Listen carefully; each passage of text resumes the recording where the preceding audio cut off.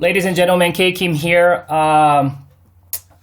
Today is April 22nd, 2020, Wednesday. Welcome to the Lockdown Daily Update. Hope you guys had a good day trading today. We did see some positive activities in the market today. S&P here, Spider, is up 2.22% for the day. And I think there are several things that happened today, and that's very, very important. And I think it's critical that the buyers needed to fill this gap because there's so much, and we talked about this yesterday, right? We talked about how there were a lot of shenanigans, first of all, right? We saw that gap up, and then we saw this gap down, and this became a island top. And then we saw gap down days later, this became island bottom, and then we gap down again yesterday and turned this into a island top once again. That's why we drew that box there and we threw that purple box. Well, today we actually, because of the buyers and its activities, that the island top reversal is no longer a threat. And so I'm going to get rid of that. I'm going to get rid of this. And this is a great, achievement, at least in the short term for the bulls, because now that the gap is filled, we no longer have to worry about island top reversal. So there's no more island top reversal as we made a move to the upside. And I think in that process, we opened up this gap, right? So now, again, the gaps are always great because when we do see a pullback, the gap area is going to provide a support. And I was actually watching this earlier today, this morning, when it actually gapped up, and I was actually watching this moving average that you see on your screen, and I was seeing, okay, first I remember I was watching futures this morning, and they were up 276 or something like that, and then all of a sudden last 30 minutes or so, it really jumped because I was thinking to myself that if we were gonna gap up to around 276, we're still dealing with what? Declining that. I think that's a 50, and let me just double check. I think that's a 50 EMA. Oh, that's 30 EMA. So that's 30 EMA. That's a 30 EMA, right? So again, I thought that 30 EMA was important because for the fact that it acted as support here, and the price was staying above it this whole time ever since. You can see right here. So I think this was why I chose 30 EMA for 65-minute chart. You can see that how the 30 EMA did act as resistance for about a week here. That was back in April 1st. And you guys remember April 1st, and the sentiment was very negative, especially for the fact that we saw 4% gap down here. So that 30 EMA acted as resistance. Once we gapped up above it in April 6th, we stayed up from April 6th all the way till what? April 20th.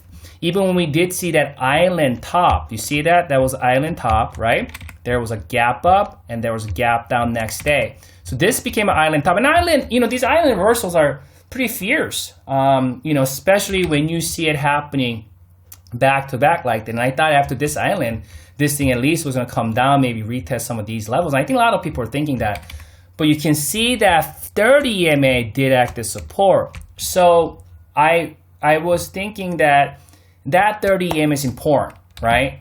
That 30 EMA does have a pretty impressive resume. It became as resistance here and then act as support. It is turning into a rising pivot almost in this moving average form.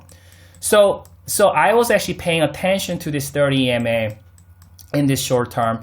So when I was when I was seeing the futures and pre-market, it was actually I thought it was going to open around 276 or something like that. I thought, okay, that's good that we have that gap up this morning. But I was wondering, we're still dealing with this falling 30 EMA, and I thought it was going to go up, hit his head and pull back and retest some of these gap area, possibly even retest that moving average, the longer term moving average, right? I remember yesterday's video, I kept talking about long-term moving average. Obviously, I mean in this context, this is obviously longer term moving average compared to this. But remember, we talked about we're analyzing minor term and micro term, right? When we look at this, we're analyzing micro term. When we look at that, we're analyzing minor term, right?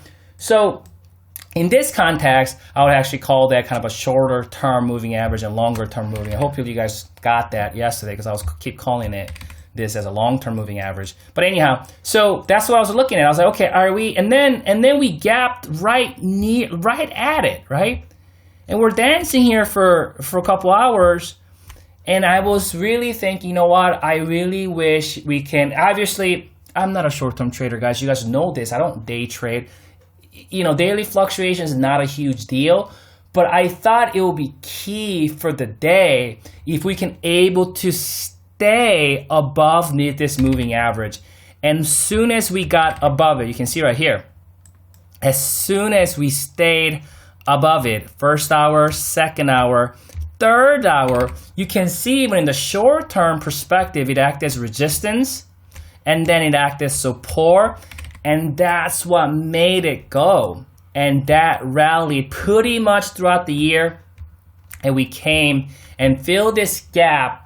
And you guys know that when the gap gets filled, it acts as resistance, right? That's why gaps are great. That's why I like gaps. That's why, when the bears opened this gap, you can see that when the bulls got up and filled it, it acted as resistance, right? So same thing here now. Same logic. Bulls opened this gap. We have a shooting star type of candle here on this 65-minute chart. If we do see a pullback, now we have what? We have what it looks like potentially rising 30 EMA that did act as support here in the first several hours, right? Again, that 30 EMA does have a pretty impressive resume. It acted as support here. It acted as resistance here, right? So, and then it acted as support. We barely hung there for a couple hours and managed to find that as support.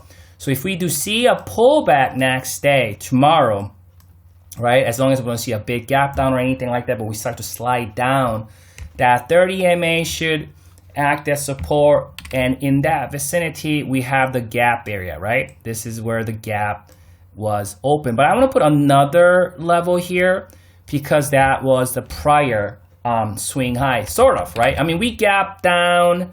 We initially made a move and then, right, that in intraday, we gapped down here.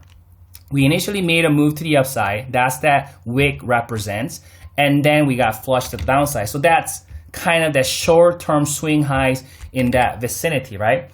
So 276, 277, we got that 30 MA. Currently, the bears are working with this shooting star reversal candle. So if we do see a follow through, what bulls want to see is either 278, that 30 MA holding, or that 277, the gap area, or the 276 to hold.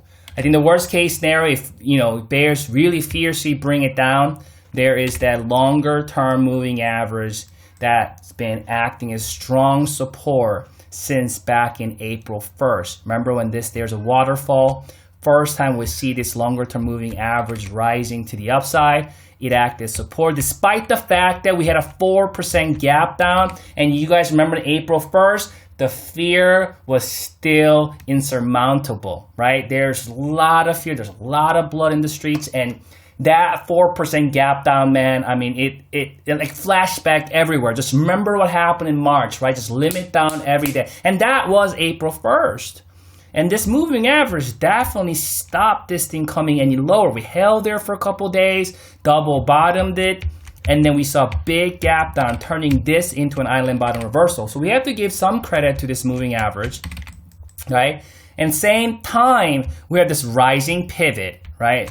And now we're looking at a minor term perspective, the rising pivot. So we got a lot of support.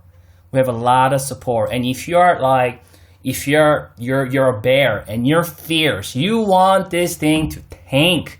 What you want to see is this thing coming down to about 277, 279, right? Around this vicinity, fizzle around a little bit, gap it down below the 272, turn it into an island top, and make this into an island reversal. Then I think that thing is going to start coming down pretty hard to about 262. So that will be one scenario bulls want to avoid.